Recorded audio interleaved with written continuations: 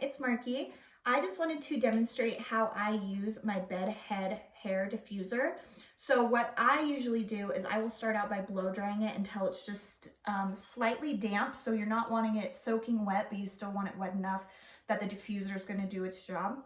I put on my diffuser attachment, and then what I like to do is hold my hair like this, and I will just do different sections, and I will bring it up like this, and I will grab a new section and I will bring it up like this.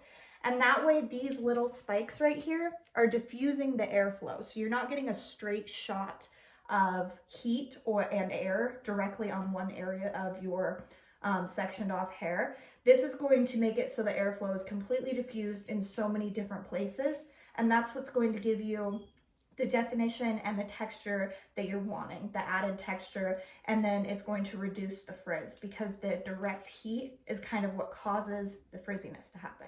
So super, super easy to use, super simple. Just if you try it, do what I just demonstrated and see if it works for you. So I hope this was helpful. Thank you.